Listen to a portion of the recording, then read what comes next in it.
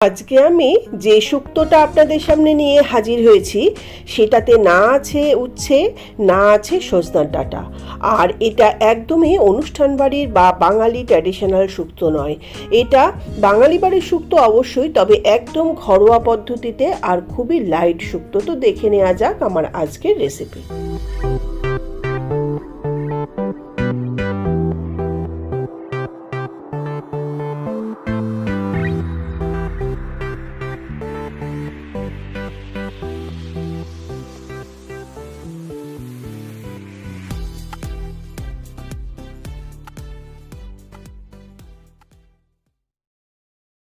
নমস্কার বন্ধুরা, আমি সুজাতা, রসে বসে বাঙালিয়ানাতে আপনাদের সবাইকে সুস্বাগত।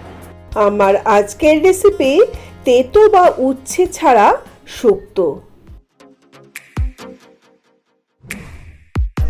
ভিডিওটি ভালো লাগলে চ্যানেলটিকে সাবস্ক্রাইব করতে ভুলবেন না, কারণ আপনাদের সাবস্ক্রিপশনই আমাকে নতুন ভিডিও বানাতে মোটিভেট করবে।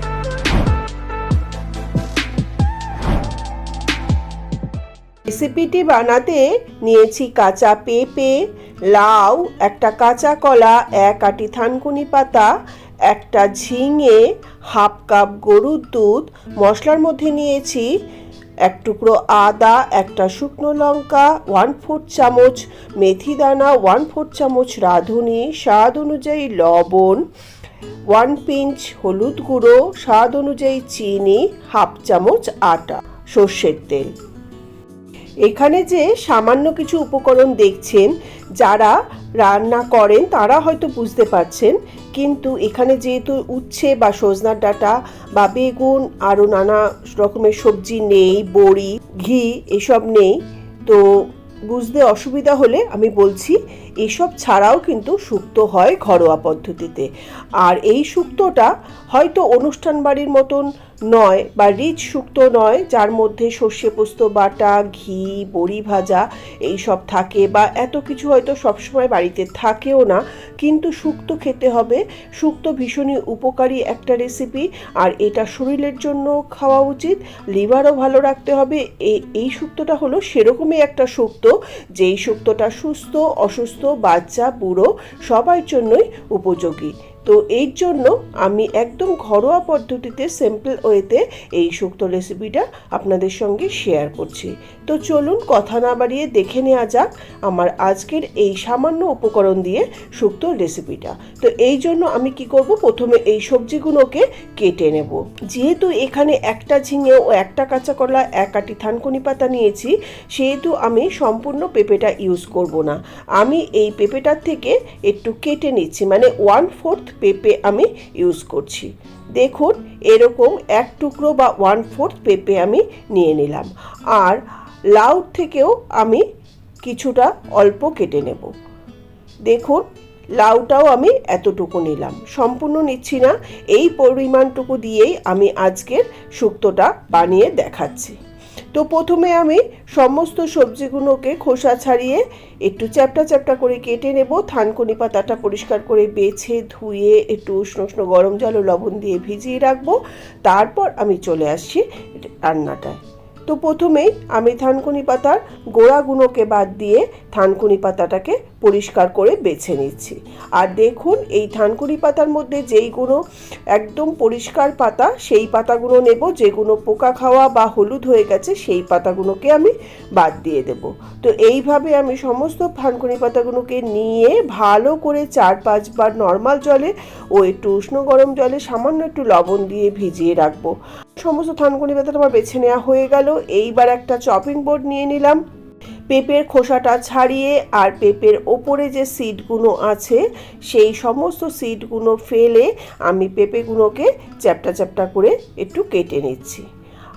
ওপরের এই সিডটা ফেলার পরেও কিছুটা অংশ ফেলে দিলাম। আর দেখুন পেঁপেটা আমি এইভাবে একটু কাটছি, আপনারা আপনাদের পছন্দ অনুযায়ী সাইজ ও শেপে কেটে নেবেন। তো আমি এইভাবে একটু কেটে নিচ্ছি। এই একইভাবে আমি লাউয়েরও খোসাটা ছাড়িয়ে লাউটাকেও আমি অলমোস্ট পেঁপের মতনই কেটে নেব। তো দেখুন আমি যেহেতু এই লাউয়ের খোসাটা ফেলে দেব, তো আমি এটা পাতলা করেই ফেলছি। যদি লাউয়ের খোসাটা রান্না করেন বা ভাজা করেন তখন একটু মোটা করে ফেলবেন। লাউগুলোকেও আমি এইভাবে পেঁপের মতন চ্যাপটা চ্যাপটা করে কেটে নিচ্ছি। এবার ঝিঙেটাকেও আমি একটা পিলারের সাহায্যে পিল করে সমস্ত খোসাটা ফেলে নিচ্ছি। তারপরে ঝিঙেগুলোকে আমি একটু গোল গোল করে কেটে নিচ্ছি।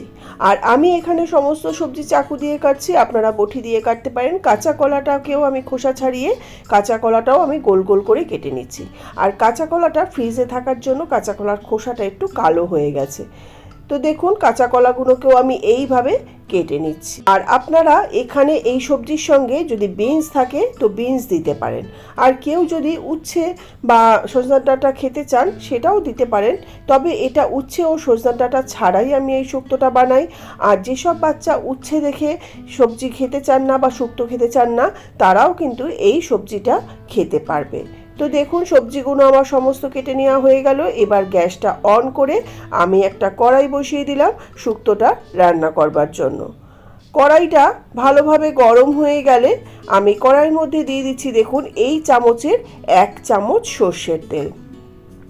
শুক্তো রান্না করতে কিন্তু অতিরিক্ত তেলের প্রয়োজন নেই, জাস্ট এই তেলটা দেয়া হলো মশলাটা ফোড়ন দেয়া বা সম্বার দেবার জন্য। তেলটা ভালোভাবে গরম হয়ে গেলে আমি যে শুকনো লঙ্কাটা নিয়েছি সেটা 2 ফালি করে দিলাম। শুকনো লঙ্কাটা সম্পূর্ণ অপশনাল, চাইলে দেবেন না হলে স্কিপ করবেন। তবে শুক্তোতে শুকনো লঙ্কাটা দিলে কিন্তু ফ্লেভারটা খুব ভালো হয়। এরপরে দিয়ে দিলাম রাঁধুনি, দিচ্ছি মেথি দানা। এবার শুকনো লঙ্কা, মেথি ও রাঁধুনির থেকে একটু সুন্দর অ্যারোমা বেরোনো পর্যন্ত আমি 2 থেকে 5 সেকেন্ড একটু নাড়াচাড়া করে নেব। তবে খেয়াল রাখতে হবে মেথিটা যেন পুড়ে কালো না হয়ে যায়। মেথিটা যদি অতিরিক্ত পুড়ে কালো হয়ে ভাজা হয়ে যায় তো তেলের মধ্যে বাজে গন্ধ হবে, শুক্তোটা টেস্ট হবে না। তো এরকম একটু সুন্দর গন্ধ বেরোলেই আমি কেটে রাখা সমস্ত সবজিগুলোকে আমি একসঙ্গে এই কড়াইয়ের মধ্যে ঢেলে দিচ্ছি।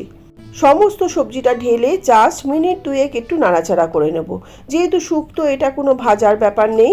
এরপরে আমি এর মধ্যে দিয়ে দিচ্ছি পিঞ্চ হলুদ গুঁড়ো।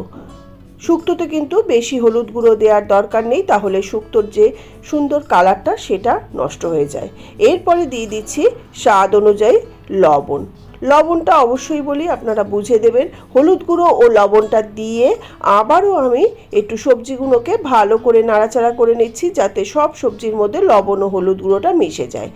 এইবার সমস্ত সবজিটা ভালোভাবে সিদ্ধ হওয়ার জন্য আমি এর মধ্যে দিয়ে দিচ্ছি আন্দাজ মতন জল। জলটা অবশ্যই আপনারা বুঝে দেবেন। আর লাউ ও ঝিঙের থেকে কিন্তু জল বেরোবে, সেটা খেয়াল রেখেই জলটা দেবেন যে সবজিটা সিদ্ধও হবে আর শুক্তোতে সামান্য একটু জল থাকেই। তো এইবার সমস্ত জলটা দিয়ে নাড়াচাড়া করে আমি এবার ঢাকা দিয়ে দিলাম। 10 মিনিটের জন্য আমি লো টু মিডিয়াম ফ্লেমে শুক্তোটা রান্না করে নিচ্ছি। 10 মিনিট বাদে আমি ফেরত আসছি। দেখুন 10 মিনিট হয়ে গেল। এবার ঢাকাটা খুলে আপনাদের দেখাচ্ছি যে শুক্তোর সবজিগুলো কেমন সিদ্ধ হয়ে রান্না হলো।